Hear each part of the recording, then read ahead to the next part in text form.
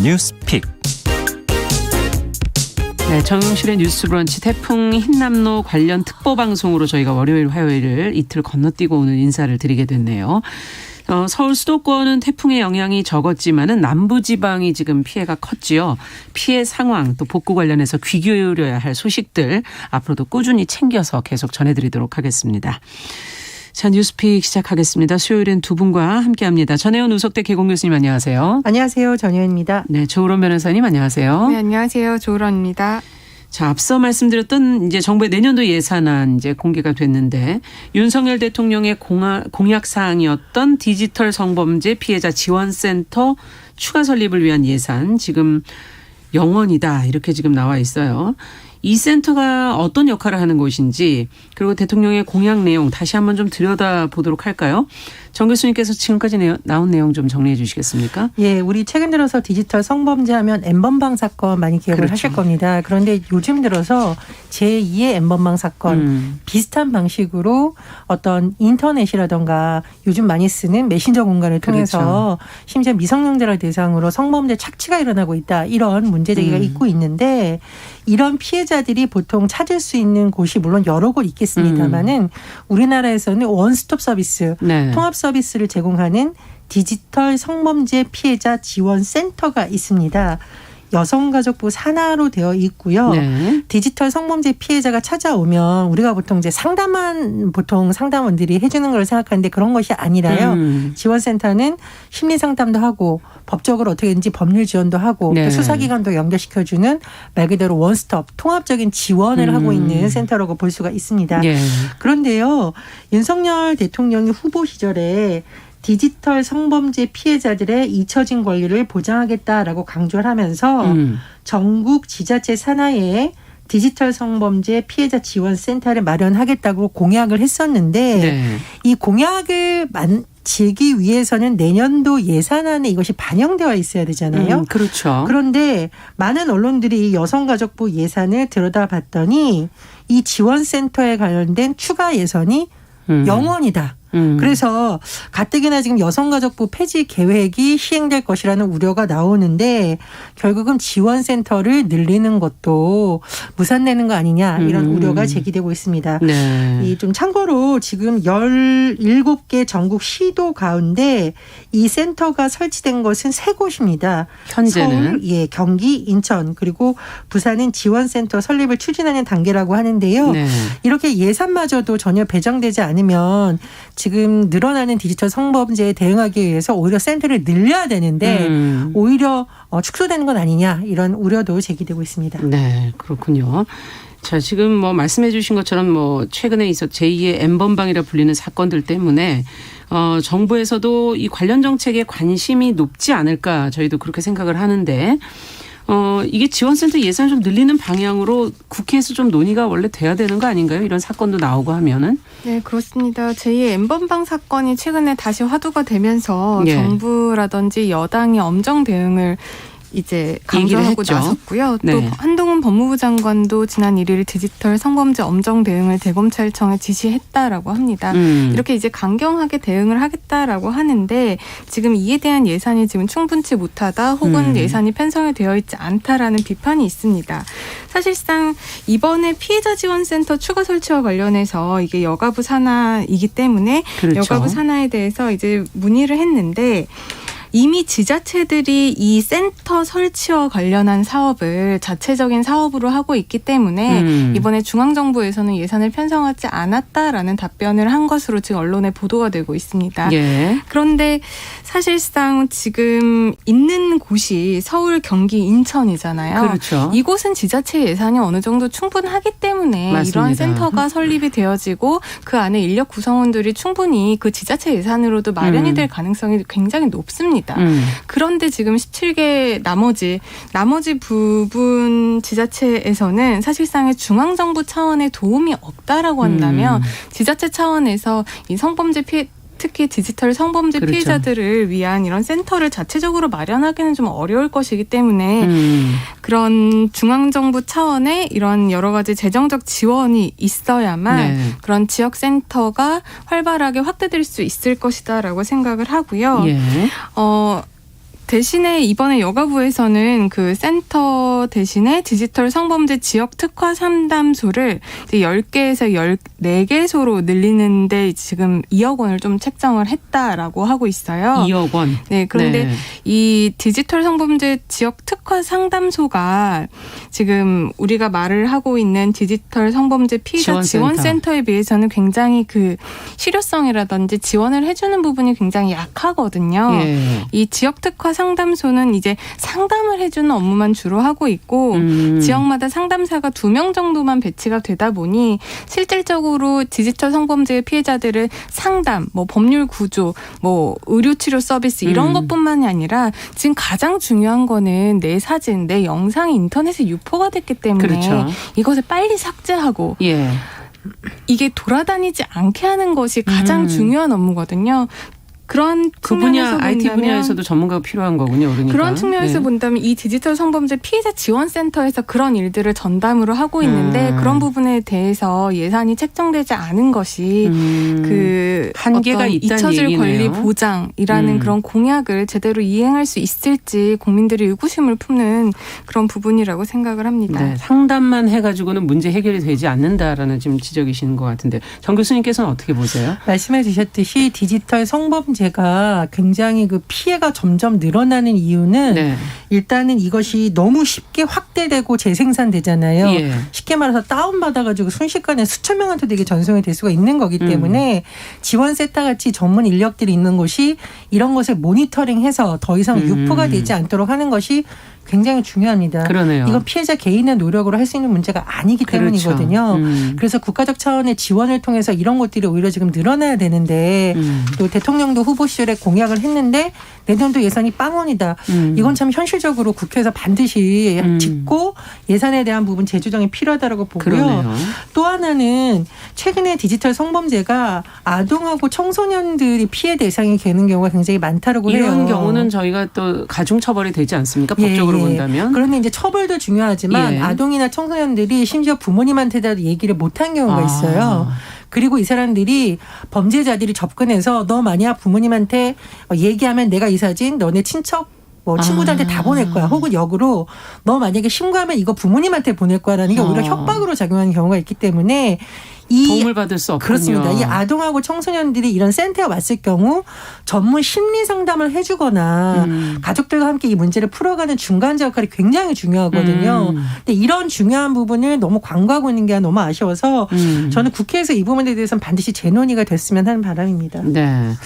지금 아동 청소년 대상의 이런 범죄는 정말 더 문제가 심각하네요. 들어보니까.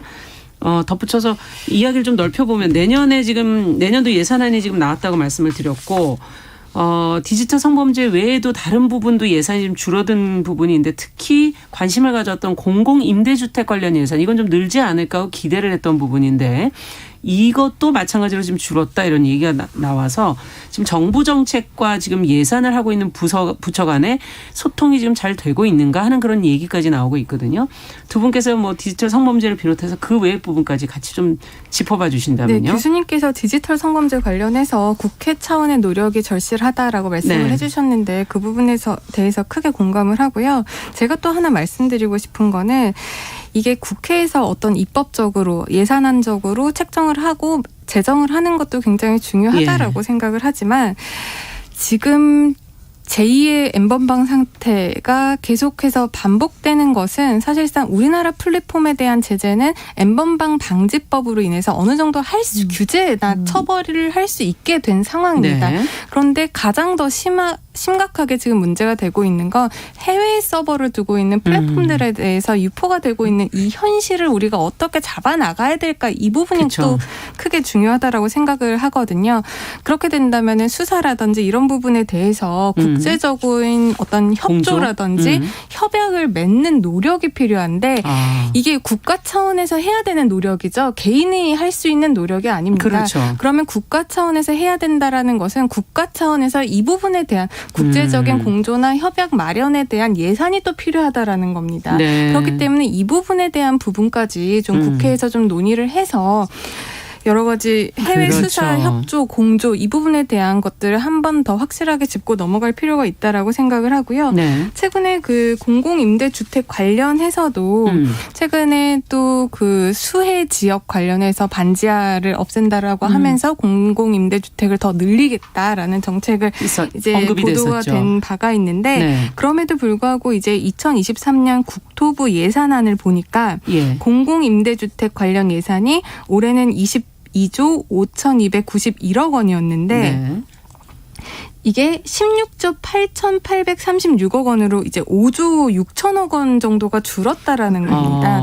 그 부분 관련해서 뭔가 이렇게 공공임대주택을 더욱더 강화하겠다라는 정책과 예산이 이게 불일치가 아니냐라고 예. 지금 그런 비판이 있는데요. 일단은 정부는 이게 기존에 있었던 공공임대주택 관련한 사업이 여러 가지 사업이 종료가 됨에 따라서 자연적으로 지금 감소한 예산인 것이다. 이것이 축소를 한 것이 구체적으로 아니다. 필요할 것 같은데요. 라고 했기 때문에 이것은 조금 더 지켜볼 면이 있고요.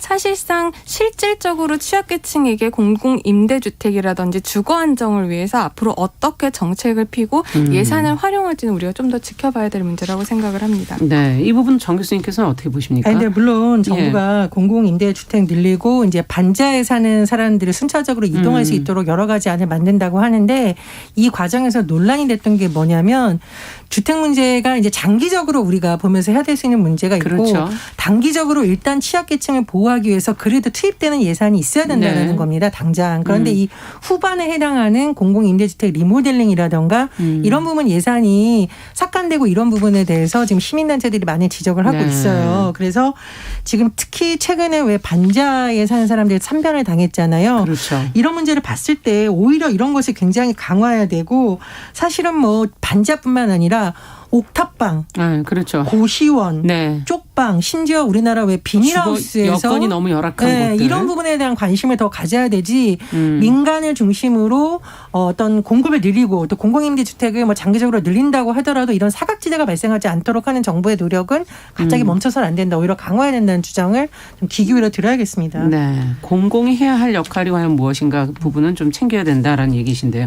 자, 그러면 소통의 문제 이건 어떻게 보십니까? 끝으로 두 분께 한 마디씩만 더 일단 들어보죠. 예산안이 나왔고 그 부분에 대해서 이때까지의 정책 기조라든지 정부의 입장과 다른 식으로 예산이 편성이 되었다라고 한다면 국민들이 충분히 이해할 수 있도록 설명을 하는 그런 정부의 모습이 필요하다라고 생각을 합니다. 네.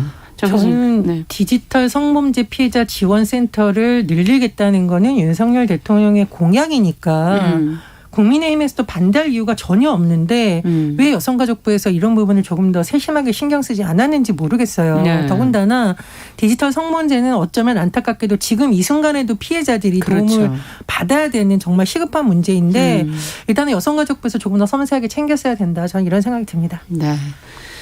자, 저희가 이제 뭐 내년도 예산안 관련된 뉴스는 여기까지 들여다보고요. 이제 태풍 흰남노 얘기를 안 하고 갈 수가 없습니다. 앞서도 잠시 말씀을 드렸지만 이제 이 남부지방을 특히 휩쓸고 지나갔어요. 경북 포항의 아파트 두 곳에서는 지하주차장에 차를 빼러 갔던 주민들이 지금 여럿이 실종이 됐고 지금 뭐 사망자도 지금 나오고 있는데 아파트 관리사무소 안내방송이 참사를 불렀다 하는 지금 보도 내용도 있습니다. 이 내용을 조금 더 들여다보면서 이 문제가 재발되지 않게 하려면 어떤 노력이 필요할지 같이 한번 좀 생각해 보죠. 조 변호사님께서 좀 정리해 주시겠어요? 네, 태풍 흰남노가 역대 우리나라에 왔던 태풍 중에 세 번째 규모가 될 만큼 굉장히 큰 태풍이었다라고 합니다. 그에 따라서 지금 남부 지역에 굉장히 큰 피해를 일으키고 있는데요. 네. 그중에서도 경북 포항시 인덕동 한 아파트에서 네. 그 지하주차장에 차를 빼러 간 주민들이 다수 지금 실종된 상황 그리고 심정지로 구조된 상황이 지금 예. 보도가 되고 있습니다. 네. 지금 당초에는 이제 7명이 실종 신고가 되어 있었는데요. 오늘 아침까지 수색을 한 결과 지금 7명이 심정지 상태로 발견이 되었고 2명이 생존을 했다라고 지금 계속 보도가 되고 있습니다. 네. 근데 사실상 이분들이 내려가서 이런 피해를 입은 것은 이제 아파트 관리사무소 측에서 지금 침수가 시작되는 것 같으니 아파트 지하주차장에 차를 빼실 분들은 빼셔라 이런 안내 방송을 이제 새벽부터 했다라고 해요. 네. 그러니까 이제 주민들은 차를 빼기 위해서 지하 주차장에 내려갔던 건데 갑자기 그 아파트 근처에 한 50m 정도 떨어진 곳에 하천이. 냉천이라는 작은 하천이 있었다라고 합니다. 그런데 이게 순식간에 불어나면서 이제 아파트까지 이제 확 넘어오게 된 거죠. 그러니까 이제 지금 언론 보도에 따르면 이 주차장 크기가 꽤 큰데요. 150m 뭐 35m 이런 큰 주차장인데 네. 그리고 거기에 120대 정도의 차들이 주차되어 있을 정도로 규모가 있는 주차장인데도 불구하고 거의 10분 만에 거의 그 주차장이 물이 꽉 찼다라고 하니까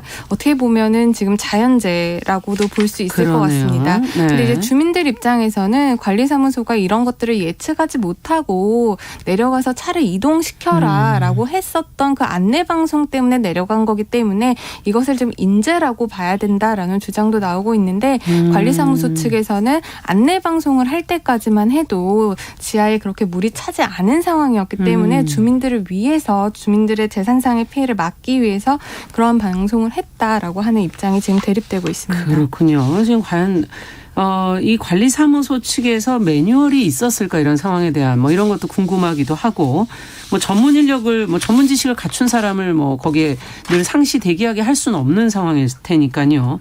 그렇다면 어떻게 해야 될까? 이 사건 이런 사건들이 앞으로도 저희가 뭐 태풍이 또 올 수도 있는 거고요. 재발을 좀 막아야 되지 않습니까? 문제를 어떻게 보세요? 제가 보니까 전문가들이 주목한 부분은 지금 구조적으로 최근에 반지하 주택도 그렇고 지하 주차장도 그렇고 침수를 충분히 당할 가능성이 큰 부분에 대해서 법적인 부분이 한 번 다 재점검이 돼야 된다고 얘기를 하고 있어요. 예를 들면 지금 현행 법을 보니까요. 지하 공간 침수 막기 위한 건물 설계 기준이 명확하지가 않다라는 지적이 나온 거거든요. 아예 건물을 만들 때부터 지하 이런 것을 공간이 생각을 해야 한다는 그렇죠. 것이죠. 침수가 될 가능성에 대비해서 출입구에 방지턱 만들고 예. 물 들어오지 않게 하는 방지판 이렇게 설치하고 이런 게 있긴 있더라고요. 그게 지하 공간 침수 방지를 위한 수방 기준이에요. 근데 문제는 뭐냐면 침수 피해가 우려된다고 인정하는 지역으로 한정되어 있다 보니 그렇다 보니 뭐 과연 어느 지자체가 이곳이 침수 피해가 있다고 적극적으로 나서겠으며 네. 어떤 건물주가 더 돈을 많이 들여서 그걸 먼저 진단하게 하려는 거예요. 예. 그래서 아예 법적으로 설계 단계에서부터 침수에 대해서 대비할 수 있는 쪽으로 이제 바꿔야 된다.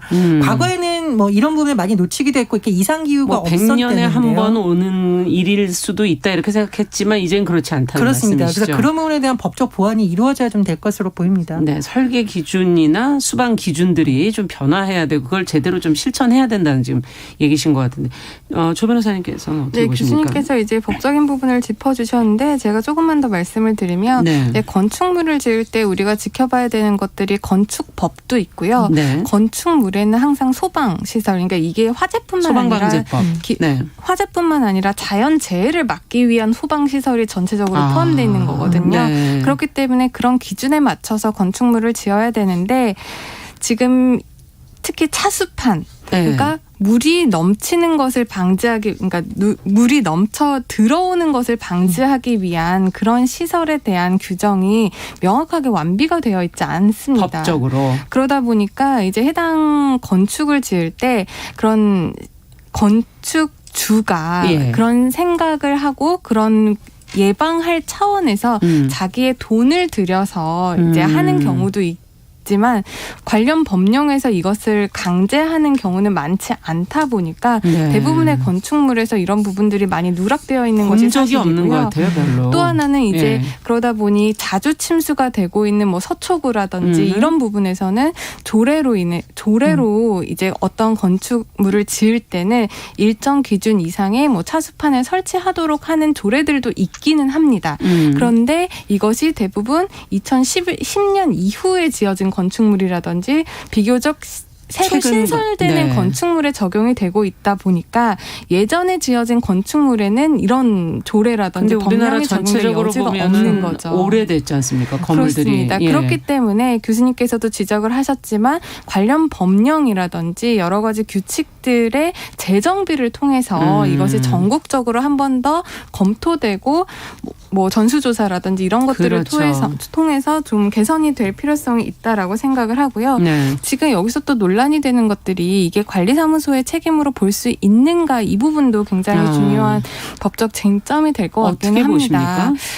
일단 지금까지 언론 보도에 나온 것들만 보면 사실상 관리사무소 직원분들이 지금 이런 수해를 입었던 이게 지역이 아니라고 해요, 여기가. 네, 그러다 보니까 없군요. 이 부분에 대한 경험도 없을 뿐더러 전문적인 지식을 갖추고 있지 못할 가능성이 큽니다. 그러다 보니까 이것을 아파트 관리사무소 측에다가 전적인 책임을 돌리기는 어려울 것 같고요. 제가 더 아쉽게 봤던 거는 관리사무소 측보다도 지자체에서 지금 그 주변 하천이 넘칠 정도로 이제 수위가 올라왔다면 지자체는 충분히 그것을 파악을 하고 있었어야 되고 하는데 그럼에도 불구하고 이 부분 관련해서 뭐 재난 문자라든지 그런 비상 안내를 하지 않았던 것이 지금 문제가 되고 있는 것 같아요. 그렇기 때문에 지자체에서도 이런 것들을 좀 소홀히 한 책임이 있지 않나 그렇게 생각을 합니다. 어떻게 보세요, 정 교수님? 예, 뭐 교수님 말씀도 변호사님 말씀도 되게 좋은 말씀이시고요. 지금 보니까 어떤 구의 경우에는 한 뭐 크게 피해가 나면은 그 부분만 집중적인 단속이 이루어져서 잘 방비가 되고 피해가 안 일어났던 지역은 과거에 안전기준이 부실한데 그대로 되고 좀 이게 극단적으로 보면 땜질 처방이 지금 안전에 대해서 되고 있다는 거거든요. 그래서 우리가 옹변 문제도 다루고 지금 이런 문제도 다루고 있는데 제가 보기에는 앞으로도 폭우가 쏟아져서 이렇게 될 가능성을 염두에 두고 전반적으로 주택가라든가 지하 공간이라든가 반자 공간에 대한 좀 전면적인 안전 진단을 국가 차원에서 해서 어떤 법이 적용이 되고 어떤 건 어떻게 고쳐야 되는지 전문가들과의 토론회라든가 국회 차원의 상임위 차원의 좀 공통 의제를 만들어서 이번 정기 국회에서부터 좀 논의가 되었으면 합니다. 네, 기후 위기에 따라서 안전 문제에 대한 좀 제대로 된 처방이 필요하지 않겠나 하는 지적해 주셨는데 끝으로 조 변호사님 안전은 사실상 예방을 지나치게 강조해도 사실 지나치지 않은 거거든요. 그리고 이번과 같이 그 동작구에서 있었던 옹벽 문제라든지 이번에 있었던 포항에서의 지하주차장 문제가 사실상 미리미리 차수막 설치라든지 여러 가지 보강 절차를 했었으면 일어나지 않을 사고였습니다. 일어나지 않았을 그런 피해였을 수도 있습니다.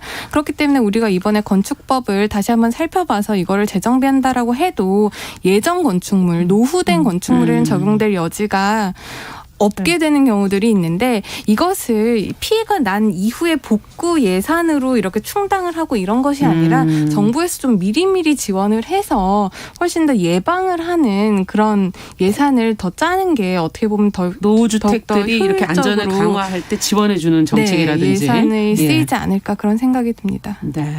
알겠습니다. 오늘 얘기가 여기까지 들어야 되겠네요. 뉴스픽 조론 변호사 전혜영 교수 두 분과 함께했습니다. 말씀 잘 들었습니다. 감사합니다. 감사합니다. 네, 정용실의 뉴스 브런치 1부 마치고 잠시 후에 저는 돌아오겠습니다.